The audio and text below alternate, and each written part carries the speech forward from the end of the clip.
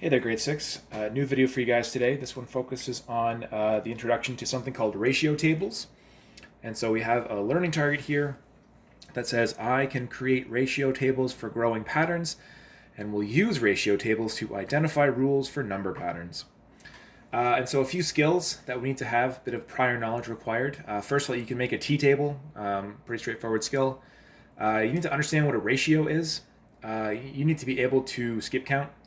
And you need to be able to find multiples of whole numbers. All very important skills just in general.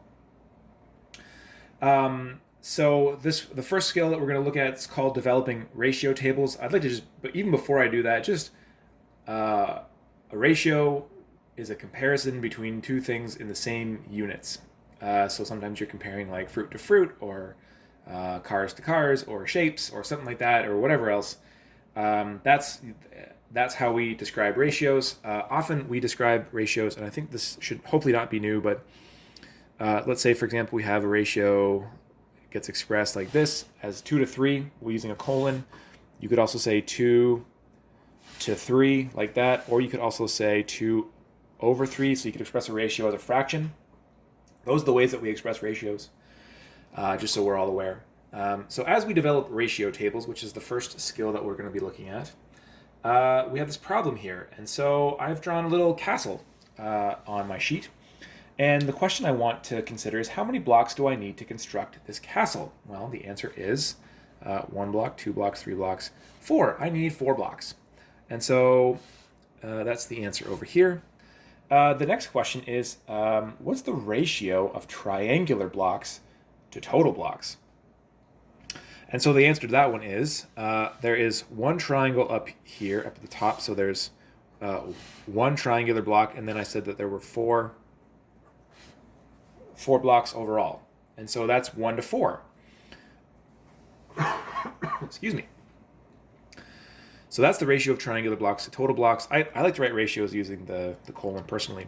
The next thing, or the last question here, is if I wanted to make a second castle, how many blocks do I need? Well, that's a bit of an interesting question.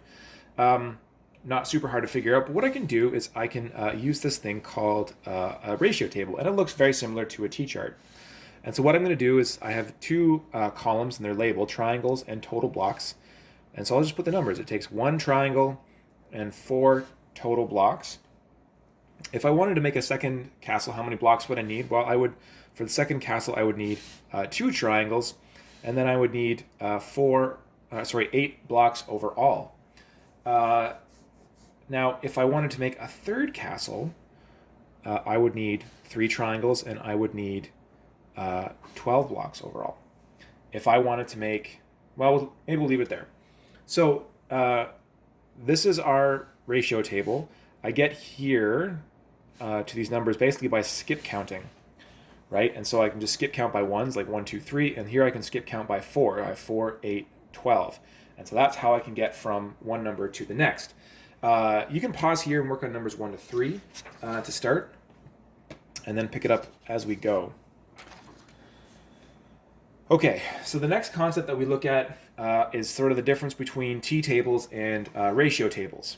Now, the question is, how can we determine if a table is a ratio table or a t-table? And so the way we do that, and maybe I'll just back up to the other slide here, or the other page here. The way I get from one number to the next is actually just kind of through multiplication. So to get from 1 to 2, I multiply by 2. To get from 1 to 3, I multiply 1 times 3. The same thing happens over here, actually. If I want to get from 4 to 8, that's times 2. If I want to get from 4 to the third term, it's times 3. If I wanted to get to the next number here, or if I wanted to get to like the 7th term, just skip a couple. If I had 7 triangles, to get from the first term to the 7th term would take 7. And then likewise over here, let's see if I have enough room, I would have to multiply that by 7 as well. So in the fourth, let's say if I had 7 castles, it would actually take 28 blocks total, and that's how I get there. So every time you go out to the next one, you should be able to like multiply by increasing numbers. Okay. So then that's going to get us over to t-tables and ratio tables, because if we look at these, you need to ask if we can do multiplication to get from, and the same multiplication in the left-hand column and the right-hand column, right? So from 3 to 6, that's times 2. 3 to 9 is times 3. 3 to 12 is going to be times 4. And then over here, 1 to 2 is times 2. That's times 3.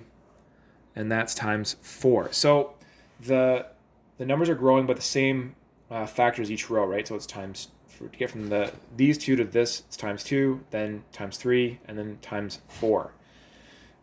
This one, the left-hand column seems to work. 1 times 2 is 2, 2 times 3, or 1 times 3 is 3, 1 times 4 is 4. But this one starts at 2 and then goes up by 1 as well. So there's nothing I can really, there's no whole number rather that I can multiply 2 by to get to 3. So this one is actually a t-table, not a ratio table. Okay. This one, again, these ones go up by increments. They skip count. They go up, or sorry, they don't skip count. They go up by 2s. But there's no whole number I can multiply 3 by to get to 5 or to 7. I can multiply 3 times 3 to get to 9, but that's the only one.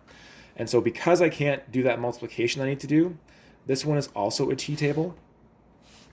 Now this one is a little bit interesting because it goes 2, 4, 10, and then 20. And so let's just consider for a second. So get to 2 from 4, it's times 2. From 2 to 10 is times 5. And then from 2 to 20 is times 10. Now, to get from 5 to 10 is times 2. To get from 5 to 25 is times 5. And then to get from 5 to 50 is times 10. Now notice, it goes by the same numbers, times 2, times 5, times 10. So that actually means that this one is a ratio table, even though the numbers seem a little bit out of order. But that's a ratio table. And so when you're looking at the questions in the workbook, that's what you're kind of looking for. So at this point, you can pause it for a second and work on number 4 and 5 in the workbook on page 120. And then that will get us to the next concept, which is basically using ratio tables to solve word problems. And so we have this problem here, is that each student has to pay $8 for a field trip. How much would 2 students have to pay? How much do 3 students have to pay? We can show the results in a ratio table. So if there's 1 student, we say they have to pay $8. If there are 2 students, we know that we're getting that this is times 2. So then 8 times 2 would be 16.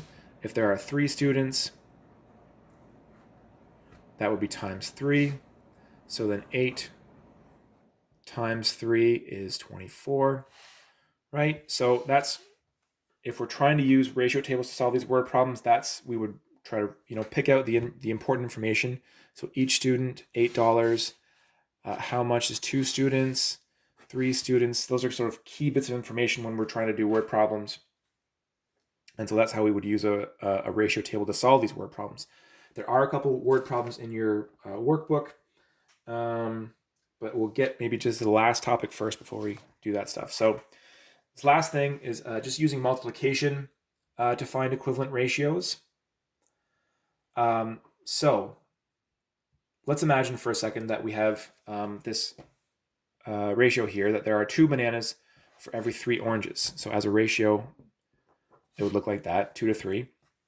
Every time you add 2 bananas, you have to add 3 oranges. So if I were to add 2 more very poorly drawn bananas, I would have to draw 3 more oranges or circles. If I were to draw 2 more bananas, then I need to draw, again, 3 more circles. And if I draw 2 more bananas, still have to add 3 more circles. So every time I add 2 bananas, I'm adding 3 more circles as well. And that has to do with like equivalent ratios as well. Okay, so every time you add 2 bananas, add 3 oranges. If you add 2 bananas 4 times, you have to add 3 oranges 4 times, which is what I've done here. 2 plus 2 plus 2 plus 2, and then 3 plus 3 plus 3 plus 3. all this to say, there's a quicker way. I can actually use multiplication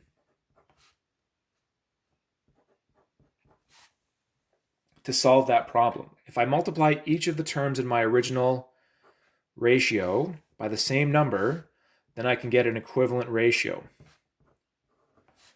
Okay, and so that's going to help me also in my ratio tables get from one term to the next, just understanding how to do some multiplication, finding multiples of numbers. So at this point, you can work on the last 2 questions in your workbook. That's all I have for intro to ratio tables. And thank you for watching, and have a great day.